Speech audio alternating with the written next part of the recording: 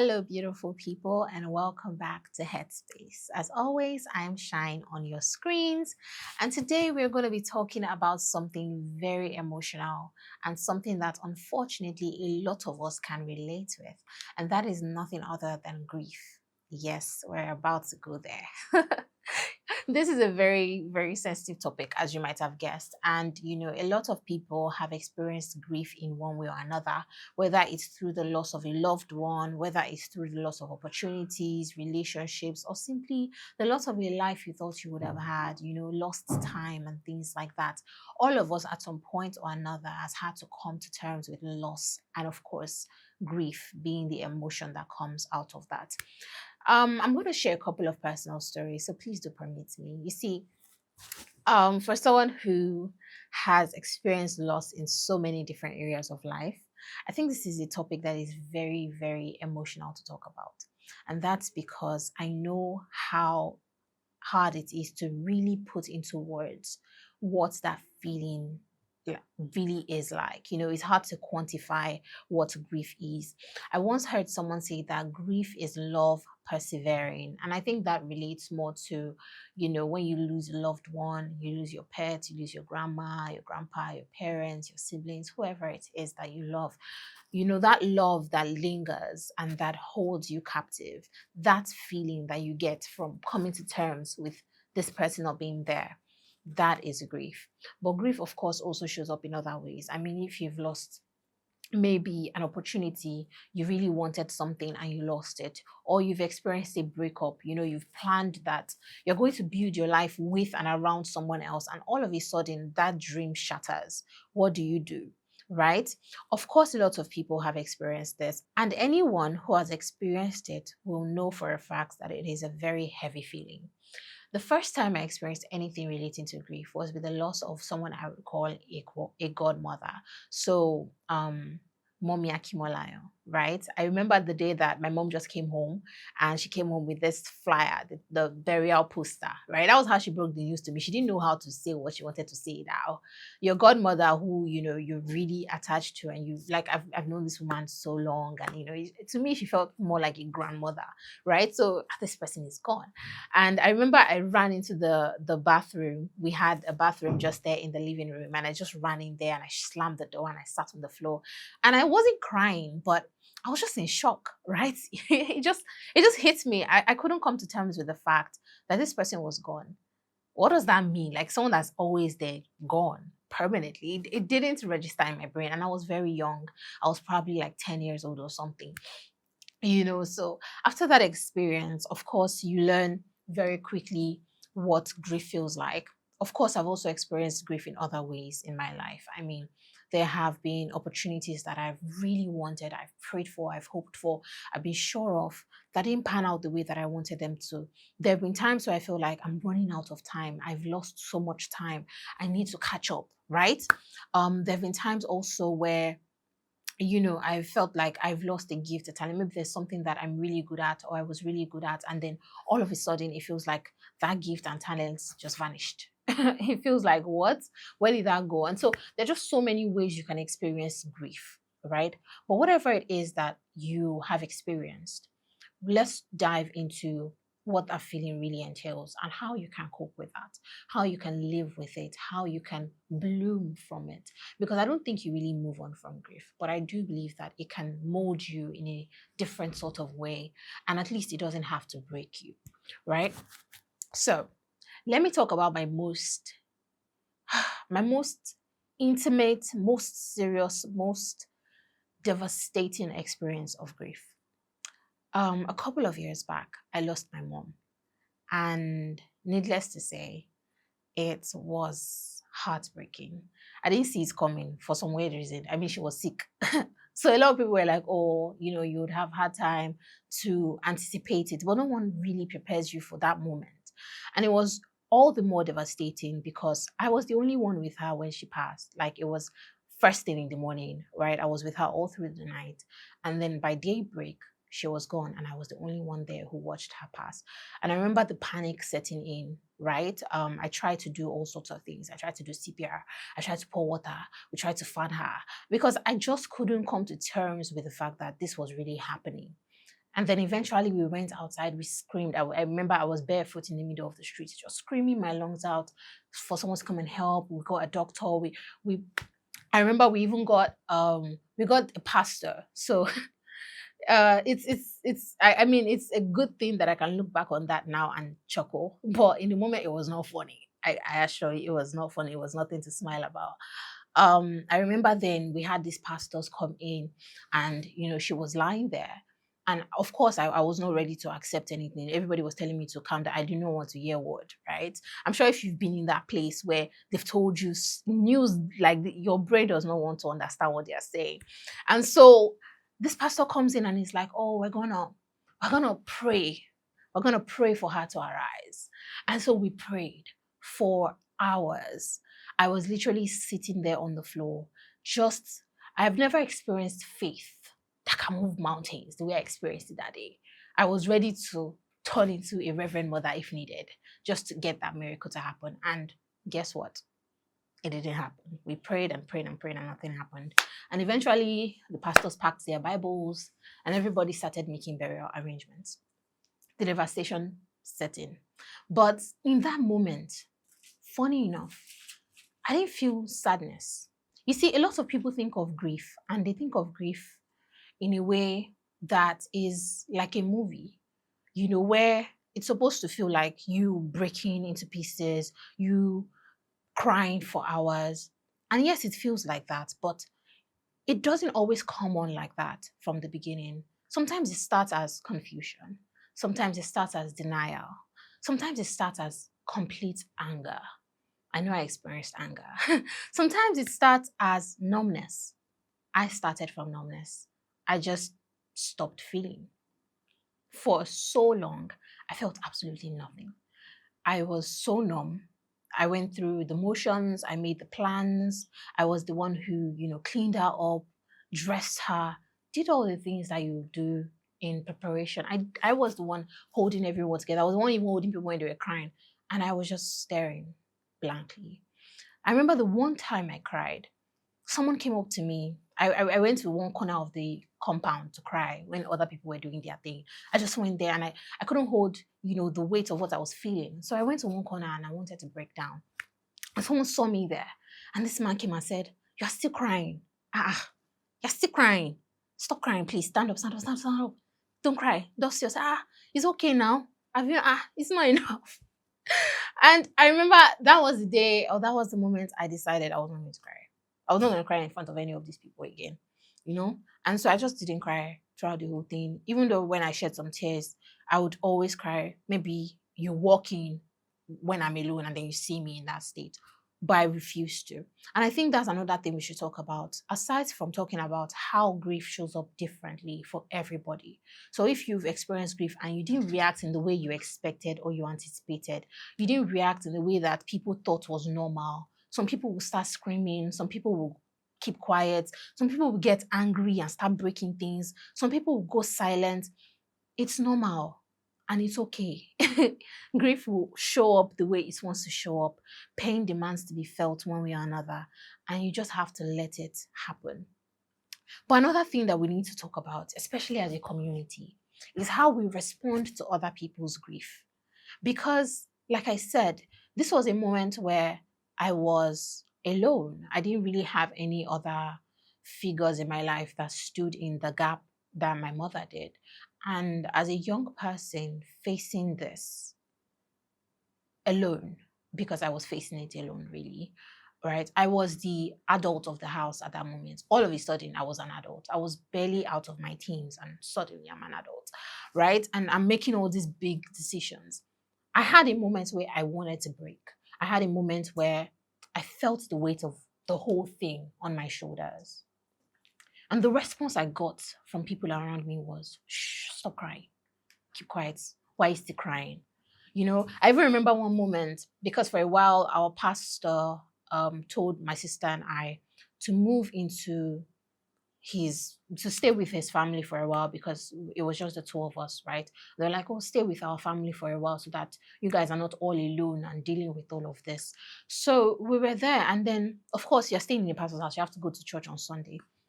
And so he was like, everybody come to church, whether you're crying, whether you're grieving, you go to church. And so we went to the church.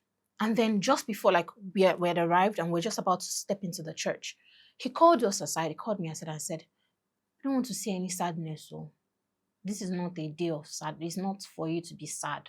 It's not for you to come and be acting smeh. That's the word he used, smeh. Basically meaning don't let your grief show. Don't let your sadness show. Don't let the weight of what you've experienced, don't let it show. Don't let people be pitying you. And I think to this day, I think back on that moment as one of the worst experiences of what a person, or examples of what a person can say to another person coping with that level of grief. And we say things like that all the time. And I don't think it's always from a bad place. I don't think people say it with bad intentions, but just because you have bad intention does not change the outcome or the effect of your words. And that is why we have to be careful when you're dealing with someone or you're interacting with someone who is experiencing grief. You have to be conscious and careful of the words that you say and the way that you say what you say, right? So another common thing that people say when you're in front of someone that is experiencing grief is, oh, that's the will of God, or God has decided that this is how it will be. And I think I had that a couple of times too, and it never made sense to me because I always thought I needed her more than God did now. Like, I need her more than, is there ever needed an angel? I mean, what did that boy even tell me? And I'm like, there are plenty angels already now. You could have left this one for me. People say things like, oh, isn't, you've been grieving for so long, it's not time to move on. There are so many things like that people say to you where it's God's will, or it's for the best. It's for the best. How? And I understand that the intention behind these words are not to cause further damage to an already fragile person, but these are not the kind of words you should be saying to someone who is experiencing grief. So if you have someone in your life who sadly might be experiencing something like this, please, as much as the urge might fall upon you to say something like that, to say something along those lines, to say something like, oh, you need to, just pull yourself up. What doesn't break you makes you stronger. What are those things you want to say? Please help us to swallow it. Please help us to what? Swallow it. If you need eba, fufu, or water to swallow it, please take it and swallow those words down, because those words cause so much damage, because it stops the person from being able to fully express the full range of the emotions that they're experiencing in that moment, and they need to express it.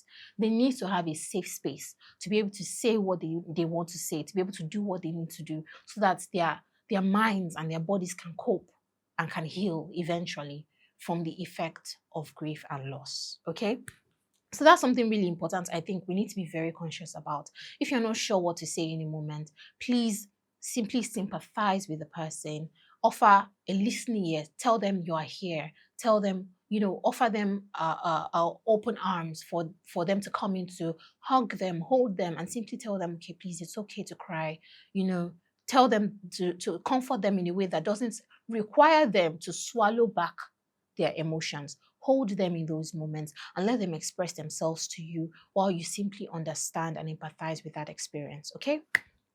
All right. So that's all I want to say on things you should or should not say when you're dealing or you're interacting with someone who is grieving. Now, if you are someone who is grieving, you maybe have lost someone, or there's something called anticipatory grief, where you are somehow able to predict or imagine, even if it's just an imagination, the death or the loss of something or someone, right? It could be that the person is sick and it's a terminal thing and you're already going through that process. The person is not gone, but you're already going through the process. It could be that you already maybe you're about to leave an environment and you are grieving, oh wow, my life here is going to be over. You're moving somewhere else, you're moving to a different country. It could be that you're changing career paths, and there's just that sense of grief and loss that just you can feel sometimes when those changes happen, right? When you are dealing with things like this, the first thing to do is to make sure that you allow yourself feel your feelings. Don't let anybody tell you not to cry. Oh. Cry, oh, my sister. Cry, oh, my brother. This is not the time to be strong, to be mature. No. When you're experiencing grief, the most important thing is to let it be felt. Express that. Feel your feelings, express those feelings. And then also, I think it's really important to find an outlet of some sort, right? If it's for you to journal, some people find an outlet through music, through art. If you paint, if you draw, if you're like me and you like writing, I'm always writing. It's the only way that my brain is able to process things. If you are anything like me, you might also find some consolation or some comfort in maybe the presence of your loved ones. So during that time, I was very clingy to my sister, right? I just wanted, or I also, wanted to talk a lot to certain people, not everybody, but certain people I felt safe around. If you can find an outlet in someone that you can vent to, please do so, right? Now is not the time to be overly strong. Now is not the time to prove that you are the one that can carry the weight of the world on your shoulders. All right. So those are some things that I think you should do. And also give yourself time. There's no timeline to grief. I have a cousin who, lost her dad years back. But even till now, when we talk about it, the pain, people say that time heals all wounds. I don't know if that really applies to something as deep as loss, you know. But I do think that with time, you get better at coping. It's not that the pain goes away, but you become more used to the tools you need to get through those feelings. So sometimes it comes in waves. I tell people like grief is a funny thing. I write that on my status all the time. And that's because it comes when it wants. It will go when it wants. And it will show up how it wants to show up. You can just be walking down the street and then it just, or sometimes at one time, very funny moment, I was in a car and then I had a book that had my mom's face on it. Like the book I was writing in had my mom's picture in it. And I didn't know. So I was just using the book for something. And then I was staring out the car window. And then I caught a glimpse of her picture in the reflection of the window behind me, just by the corner of my eye. And the way my brain panicked, like the craziness was insane, right? And in that moment, later on, I figured out what happened. But in that moment, my heart was racing for like 10 minutes straight. And so it's not something that ends. Okay, it happens, it happens, it happens. Let yourself feel those feelings as they come and let yourself cope with them in healthy ways. Do not resort to alcohol. Do not resort to, some people become hypersexual as a way to cope. I understand it, but please do not do destructive things to cope. Find healthy ways, find healthy outlets, find people you can trust who can create safe spaces for you. Find other ways to also express your feelings through art, through music, through writing, whatever else it is you can do. All right. Now, quickly before we wrap up, because we just have a few minutes left, I want to tell you a couple of things you should look out for when you are having a little bit of a mental health decline. Okay, what should you look out for? This one is not necessarily related to grief alone. It could be other signs of a mental health decline. But what are things that you should just note when something is going off with your mind? Number one, are you tired all the time? Some people, they will say, oh, I'm just a tired person. I like sleeping. If you're sleeping some kind of sleep that you cannot understand and you don't understand, and you slept in the morning, you slept in the afternoon, you just can't get out of bed, you just feel this unnecessary, overwhelming tiredness. It could be a health problem, but it also could be a mental problem because people don't understand, or they underestimate how much energy you burn up when you're trying to keep your mind in the right state. Okay, when you're not mentally okay, it can be very, just the smallest tasks can feel so tiring because your mind is not right. So if you're tired all the time, you're sleeping a lot. I know for me, when I struggle with my mind, when I'm not in the best of places mentally, I'm sleeping like no man's business. I'm just sleeping through the whole day because you don't want to wake up and cope with reality. So sleep becomes like this escape route to not have to be awake and deal with the reality of the situation. So if there's something you're noticing, please make sure you seek help. If you're also noticing that you are very numb and disorganized, disoriented, please also seek help. Another thing that you can also look out for, if you are someone who is suddenly disinterested. The things I used to love, you no longer love doing them. You used to be a great artist, a painter. You used to love dancing. You used to love hanging out with your friends. You used to love eating certain meals. And then suddenly you have no interest in all of those things. Please let somebody know to look out for you. Let somebody know that you need to talk. So another thing you can look out for, if you started neglecting the most basic things, like I said earlier, mental health decline can be very exhausting, right? And it can make you not want to even do something as simple as brush your teeth, arrange your room, fold your clothes. Suddenly you don't want to do anything. Please talk to someone. Do not drown in silence, okay? And of course, I want you to know that you are loved, you're seen. The world needs you here, right? Believe it or not, the world does need you here. And it's always important for you to cope in a way that helps you and doesn't destroy you. This has been Shine, and of course, this is Headspace. I hope you had an amazing time. Do feel free to share your thoughts and comments in the comment section. I'll be reading, I'll be learning, and I'll be, relating with all of the things you have to share with us. Thank you guys for tuning in. Make sure you subscribe and like this video, and also share with your friends. So if you have someone who's experiencing something like this, you can share with them so that they can also, find a way to cope and learn something new. Thank you guys for watching. This has been Shine, and bye for now.